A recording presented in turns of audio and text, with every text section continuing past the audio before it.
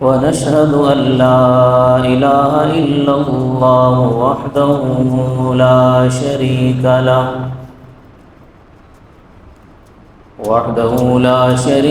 له ونشهد أن محمدًا عبده ورسوله. أما بعد فأعوذ بالله من الشيطان الرجيم. بسم الله الرحمن الرحيم. إلا تنصروه فقد نصره الله إذ أخرجه الذين كفروا ثاني اثنين إذ هما في الغار إذ يقول لصاحبه لا تحزن إن الله معنا فأنزل الله سكينته عليه وأيده بجنود لم تروها وجعل كلمة الذين كفروا السفلى وكلمة الله هي العليا والله عزيز حكيم. صدق الله العظيم. رب اشرح لي صدري ويسر لي أمري واحلل عقدة من لساني يفقهوا قولي.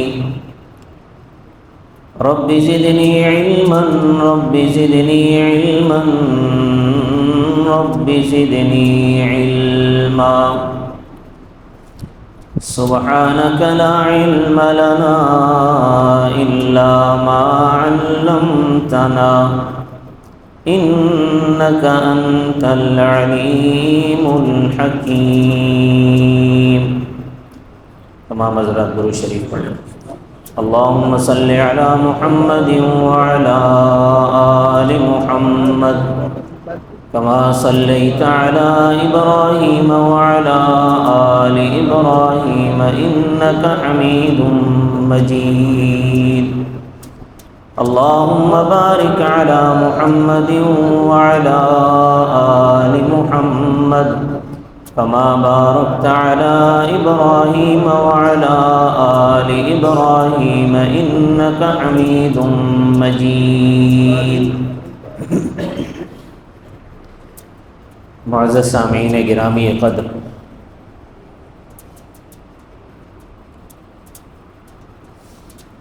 گزشتہ 2 جمعوں سے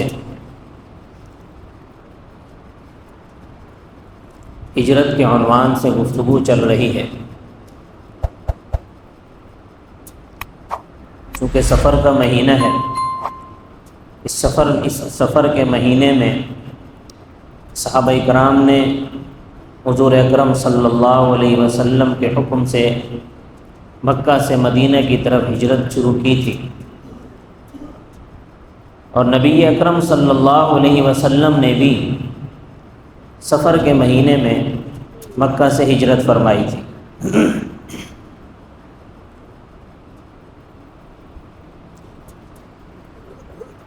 حضور اکرم صلی اللہ علیہ وسلم کے لیے جب مکہ میں رہنا مشکل ہو گیا ہے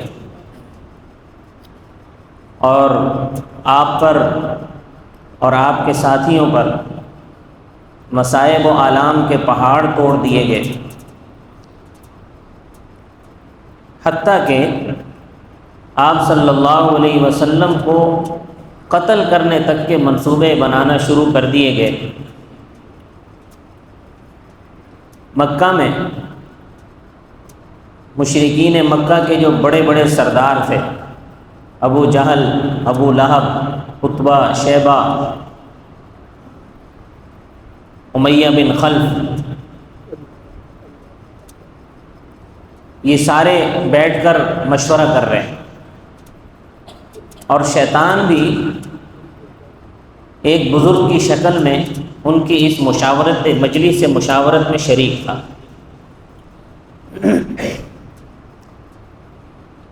اس بات پر غور و خوض ہو رہا ہے کہ کیا حل نکالا جائے محمد کا کہ ان کی دعوت تو بڑھتی چلی جا رہی ہے اور اب ان کے جو ساتھی تھے جو ان پر ایمان لے آئے تھے وہ بھی مکہ چھوڑ کر جا رہے ہیں اور مدینہ ان کو ایک پناہ گاہ میسر آ چکی ہے. تو کیا حل نکالا جائے تاکہ یہ قصہ ہی ختم ہو؟ کسی نے کہا جی جلاوطن کر دیا جائے. تو شیطان کہنے لگا کہ جلاوطن کرو گے تو وہ وہاں سے طاقتور ہو کر تم پر حملہ آور ہو جائیں گے. کسی نے کہا قید کر دیا جائے. اس کو بھی مسترد کر دیا گیا کہ اگر قید کر دو گے تو پہلے تم نے شیب ابی طالب میں قید کیا تھا، دیکھ لیا کیا نتیجہ نکلا اس کا، ان کے قبیلے والے ان کو چھڑا لیں گے. غرض ابو جہل کے شیطانی دماغ میں ایک ترکیب آئی. اس نے یہ کہا کہ دیکھو میں یہ سمجھتا ہوں کہ ان کو قتل کر دیا جائے، لیکن اس کی صورت یہ ہو کہ ہر قبیلے کا ایک آدمی ان کے قتل میں شریک ہو، تاکہ بنو ہاشم قصاص کا مطالبہ کریں بھی تو کس سے لیں گے قصاص؟ تو کافی سارے لوگ ہوں گے، تو یوں ہم دیت دے کر جان چھڑوا لیں گے. یہ رائے سب کو بڑی پسند آئی. ادھر یہ مشورہ کر رہے ہیں، خفیہ مشاورت ہو رہی ہے، اور اللہ تبارک و تعالی نے حضور اکرم صلی اللہ علیہ وسلم کو حضرت جبرائیل علیہ السلام کے ذریعے سے بتا دیا کہ آپ کے قتل کے بارے میں مشاورت ہو رہی ہے. قرآن کریم میں بیان فرمایا وَإِذْ يَمْكُرُ بِكَ الَّذِينَ كَفَرُوا لِيُثْبِتُوكَ أَوْ يَقْتُلُوكَ أَوْ يُخْرِجُوكَ، کہ جب یہ کافر لوگ بیٹھے تدبیریں کر رہے تھے کہ ان کو قید کر دیا جائے یا ان کو جلاوطن کر دیا جائے یا ان کو قتل کر دیا جائے، وَيَمْكُرُونَ وَيَمْكُرُ اللَّهُ، وہ اپنی تدبیریں کر رہے تھے اور اللہ اپنی تدبیر کر رہا تھا. واللہ خیر الماکرین، اور اللہ بہتر تدبیر کرنے والا ہے. اللہ کی تدبیر سب سے بہتر ہے. اللہ نے تدبیر یہ فرمائی کہ حضور اکرم صلی اللہ علیہ وسلم کو حکم دے دیا کہ اب مکہ چھوڑنے کا وقت آ گیا ہے، آپ مکہ چھوڑ کر مدینہ تشریف لے جائیے.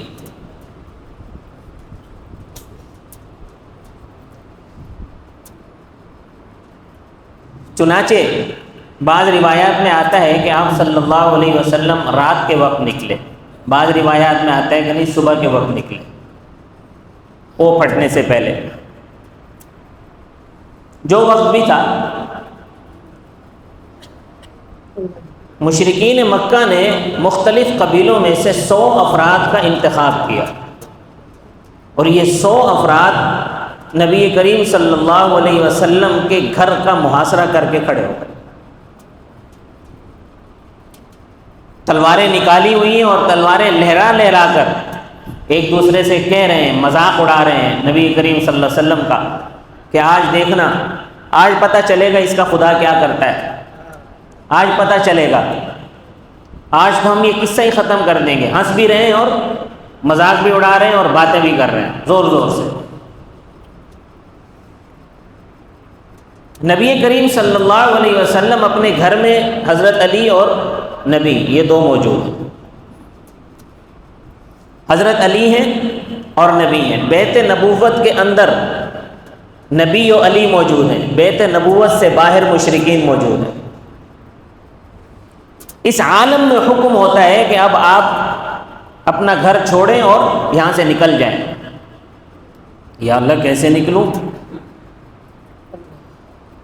گھر کا تو محاصرہ ہوا ہے چاروں طرف سے، کیسے نکلوں؟ میں نکلوں گا تو یہ جس مقصد کے لیے آئے ہوئے ہیں اس مقصد میں کامیاب ہو جائیں گے.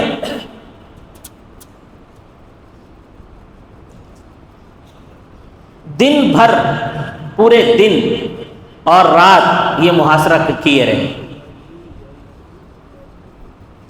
اللہ تبارک و تعالیٰ نے آپ صلی اللہ علیہ وسلم سے حضرت جبرائیل علیہ السلام کے ذریعے سے فرمایا کہ آپ ایک مٹھی مٹی اٹھائیں اور ان کی طرف اچھال دیں۔ یہ اللہ ایک مٹھی مٹی اتنے سارے لوگوں کا کیا کرے گی؟ ایک مٹھی میں کتنی مٹی آتی ہے؟ تھوڑی سی آتی ہے، اور یہ اتنے سارے لوگ جمع ہیں، ان کا کیا بگاڑ لے گی؟ فرمایا میرے نبی، میرے محبوب، پھینکنا آپ کا کام ہے، ان کو اندھا کرنا ہمارا کام ہے، بس آپ پھینکیں۔ نبی کریم صلی اللہ علیہ وسلم نے ایک مٹھی مٹی کی ان کی طرف پھینکی، شاہت الوجوہ کہہ کر۔ سیر نگاروں نے لکھا ہے کہ جتنے لوگ محاصرہ کیے ہوئے تھے ان میں سے کوئی بھی ایسا نہیں تھا جس کی آنکھ میں اس مٹی کا کنکر نہ گیا، سب کی آنکھوں کے سامنے اندھیرا چھا گیا۔ حضور اکرم صلی اللہ علیہ وسلم ان کے درمیان میں سے سورہ یاسین پڑھتے ہوئے چلے گئے، اور جانے سے پہلے حضرت علی المرتضیٰ رضی اللہ تعالیٰ عنہ سے فرمایا کہ آپ میری یہ سبز چادر اوڑھ کر لیٹ جائیں، اور یہ مکہ والوں کی امانتیں ہیں، یہ امانتیں ان کو واپس کر کے پھر آپ مدینے آ جانا، تاکہ کہیں ایسا نہ ہو کہ یہ لوگ کہیں کہ یہ کیسا نبی ہے کہ ہماری امانتیں لے کر چلا گیا۔ اتنے بدبخت لوگ تھے یہ کہ نبی کریم صلی اللہ علیہ وسلم کی اتنی سخت مخالفت کرتے تھے، اس کے باوجود امین بھی آپ ہی کو سمجھتے تھے، اس بات کو سمجھتے تھے کہ ان سے زیادہ امانت دار کوئی نہیں ہے، ان سے زیادہ سچا کوئی نہیں ہے۔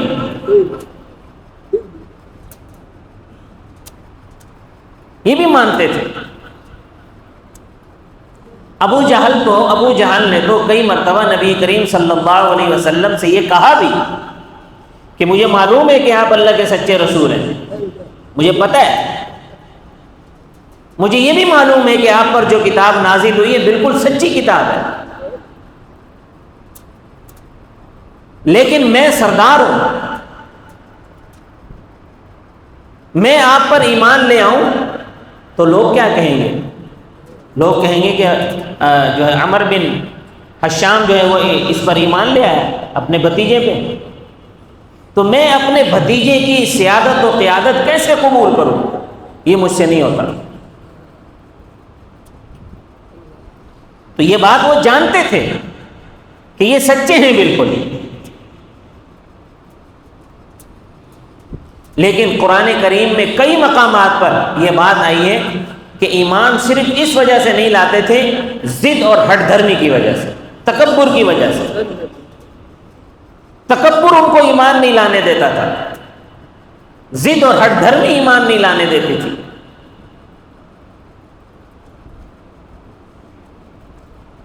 آج بھی اگر کوئی دین کی بات نہیں سنتا تو وہ یہ بات سمجھتا ہے کہ یہ بات جو کی جا رہی ہے یہ بالکل صحیح بات ہے، لیکن سنتا اس وجہ سے نہیں ہے کہ وہ متکبر ہے۔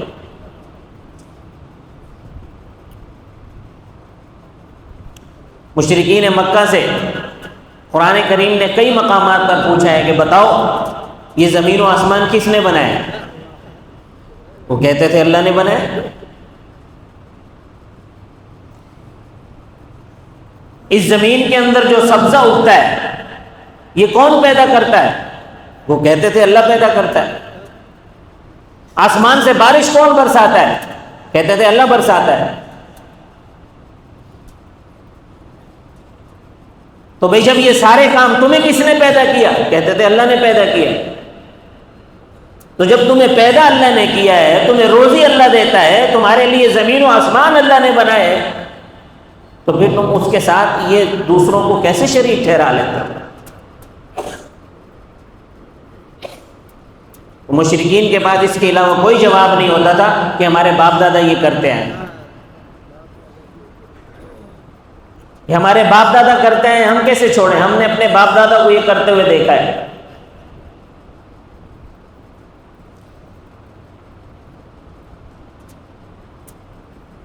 تو ضد اور ہٹ دھرمی کی وجہ سے یہ اسلام قبول نہیں کرتے. تو نبی کریم صلی اللہ علیہ وسلم نے وہ ساری امانتیں حضرت علی کے سپرد کی. فرمایا یہ جس جس کی امانت ہے ان کو لوٹا کر آپ بھی مدینے آ جانا. اور نبی کریم صلی اللہ علیہ وسلم سورہ یاسین پڑھتے ہوئے ان کے درمیان سے نکل کے چلے گئے. یا اللہ اب کہاں جاؤں؟ لوگوں کی جو امانتیں تھیں وہ تو علی کے سپرد کر دیں. اب محمد اللہ کی امانت ہے، رسول اللہ اللہ کی امانت ہے. یا اللہ میں کہاں جاؤں؟ فرمایا صدیق اکبر کے گھر پہ جاؤ. صدیق اکبر کے دروازے پر جاؤ اور ان کو ساتھ لے کر ہجرت کرو. ہجرت کا ساتھی تمہارا صدیق اکبر ہے. نبی کریم صلی اللہ علیہ وسلم سیدنا صدیق اکبر کے گھر پہنچ گئے. حضرت صدیق اکبر تو پہلے سے تیار بیٹھے تھے. پہلے بھی 2-3 دفعہ آپ صلی اللہ علیہ وسلم سے اجازت لے چکے تھے کہ رسول اللہ اگر آپ کا حکم ہو تو میں ہجرت کر جاؤں. تو آپ صلی اللہ علیہ وسلم نے ہر دفعہ فرمایا اے ابو بکر ٹھہر جاؤ. تو حضرت صدیق اکبر کو یہ امید ہو چلی تھی کہ شاید مجھے رسول اللہ صلی اللہ علیہ وسلم کی رفاقت نصیب ہوگی ہجرت میں. رسول اللہ صلی اللہ علیہ وسلم کے منع کرنے کی منشا شاید یہی ہے کہ مجھے ساتھ بھیجا جائے گا. حضرت صدیق اکبر تیار بیٹھے تھے. جیسے ہی دروازہ بجا حضرت صدیق اکبر ننگے پاؤں دوڑ کر دروازے تک پہنچے. دیکھا تو سامنے رسول اللہ کھڑے. آپ صلی اللہ علیہ وسلم نے فرمایا کہ ابو بکر ہجرت کا حکم ہو گیا ہے، چلو آج چلنا ہے. صدیق اکبر نے 2 اونٹنیاں تیار کر رکھی تھی. فرمایا رسول اللہ ایک اونٹنی آپ کی ایک میری. حضور نے فرمایا نہیں میں یہ اونٹنی خریدوں گا آپ سے. آپ صلی اللہ علیہ وسلم نے جب خریدنے کی بات کی تو صدیق اکبر نے کہا یا رسول اللہ میرا مال بھی آپ کا ہے، میری جان بھی آپ کی ہے، میرا خاندان بھی آپ کا ہے. صدیق اکبر نے جب یہ سب کچھ پیش کر دیا رسول اللہ نے فرمایا ابو بکر یہ مجھے معلوم ہے کہ تیرا سب کچھ میرا ہے، لیکن یہ سفر اتنا بابرکت ہے کہ یہ سفر میں اپنے پیسوں سے کرنا چاہتا ہوں. تو رسول اللہ صلی اللہ علیہ وسلم نے وہ اونٹنی خرید لی. اب وہ وہاں سے چلتے چلتے ایک توشہ دان بھی ایک ساتھ لے لیا. حضرت بکر صدیق کی جو بیٹی تھی حضرت اسما رضی اللہ تعالیٰ عنہ، توشے کو بند کرنے کے لیے اس کا منہ بند کرنے کے لیے کوئی چیز نہیں مل رہی تھی، کوئی کپڑا نہیں مل رہا تھا اور جلدی بھی تھی، جانا بھی نکلنا بھی جلدی تھا کیونکہ مشرکین اس طاق میں تھے کہ ہمیں کہیں ملیں اور ہم ان کو قتل کریں، تو جلدی بھی تھی. حضرت اسما نے اس زمانے میں یہاں ایک پٹکا باندھا جاتا تھا، عورتیں باندھا کرتی تھیں جس کو نطاقین کہا جاتا تھا. نطاقین آج کل تو نہیں باندھتی، پہلے اس سے باندھا جاتا تھا. تو حضرت اسما نے وہ اپنا اتارا اور اس کو پھاڑ کر توشے دان کا منہ بند کیا. آپ صلی اللہ علیہ وسلم نے جاتے جاتے حضرت اسما کو لقب عطا فرمایا ذات النطاقین. حضرت اسما نے پھر پوری زندگی یہ لقب اپنائے رکھا، اپنے آپ کو ذات النطاقین بتایا کرتی تھی.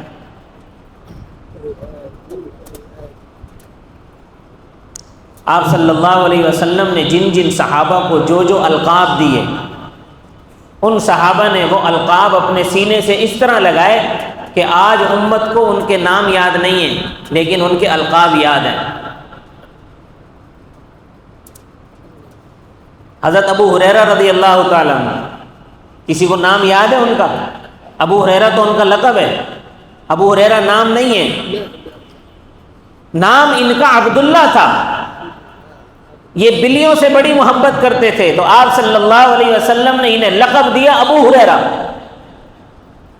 اس لقب کو اپنے سینے سے ایسا لگایا کہ آج ان کے نام لوگوں کو پتہ نہیں ہے لیکن لقب لوگوں کو معلوم ہے کہ ابو ہریرہ. حضرت ابو محذورہ کے سر پر آپ صلی اللہ علیہ وسلم نے ہاتھ پھیرا انہوں نے ساری زندگی اپنے بال نہیں کٹوائے کہ ان بالوں پر رسول اللہ نے اپنا ہاتھ رکھا تھا، اگر میں نے بال کٹوا دیے تو یہ رسول اللہ کی عظمت کی توہین ہو جائے گی۔ ساری زندگی بال نہیں کٹوائے۔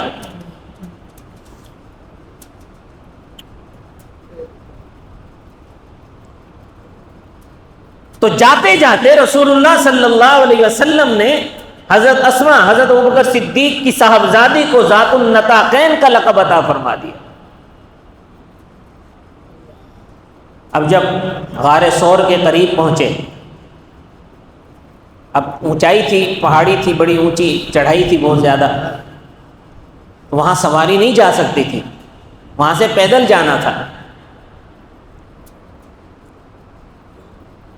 تھوڑا آپ صلی اللہ علیہ وسلم تھوڑا پیدل چلے، آپ صلی اللہ علیہ وسلم کے پاؤں مبارک سے خون نکلنے لگا۔ حضرت صدیق اکبر نے جب یہ دیکھا تو برداشت نہ کر سکے، فرمایا یا رسول اللہ آپ اللہ کی امانت ہیں، اگر آپ کو نقصان پہنچ گیا تو میں اللہ کی دربار میں کیا جواب دوں گا؟ تو آپ صلی اللہ علیہ وسلم نے پوچھا صدیق اکبر پھر کیا ارادہ ہے؟ فرمایا رسول اللہ میں بیٹھتا ہوں، آپ میرے کندھوں پر سوار ہو جائیں، میں آپ کو لے کر جاؤں گا۔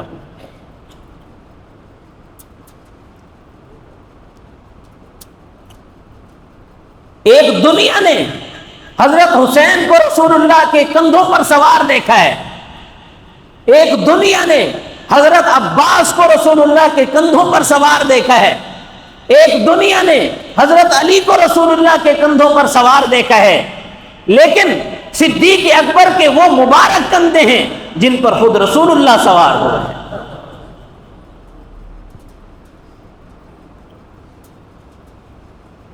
جن جن چیزوں پہ رسول اللہ نے سواری کی ہے، رسول اللہ کی وجہ سے ان چیزوں کو عظمتیں مل گئی۔ رسول اللہ حلیمہ سعدیہ کی گود میں آئے، حلیمہ سعدیہ کو امت نے 100 نمبر دے دیے، رسول اللہ اونٹنی پر سوار ہوئے، اونٹنی کو 100 نمبر مل گئے، رسول اللہ دلدل خچر پر سوار ہوئے، اس خچر کو 100 نمبر مل گئے، رسول اللہ صدیق کے کندھوں پر بھی سوار ہوئے، ان کو کیوں نہیں 100 نمبر دیتے ہو؟ صدیق اکبر کے کندھوں پر بھی تو رسول اللہ نے سواری کی ہے، چلو 100 نمبر نہیں دینے، پہلا نمبر ہی دے دو، 100 نمبر دیتے ہوئے موت پڑتی ہے، پہلا نمبر دے دو۔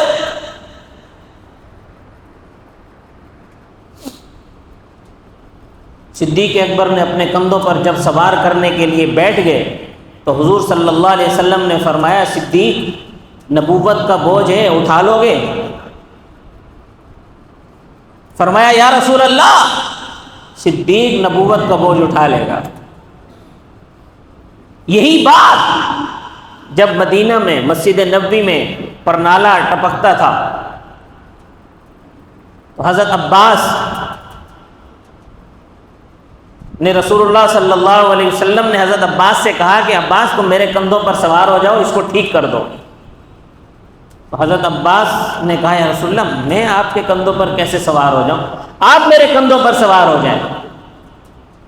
حضور صلی اللہ علیہ وسلم نے فرمایا عباس یہ نبوت کا بوجھ ہے، تم اٹھا نہیں سکو گے، تمہارے بس کی بات ہی نہیں ہے اس بوجھ کو اٹھانا، یہ بوجھ صرف ابو بکر صدیق اٹھا سکتا ہے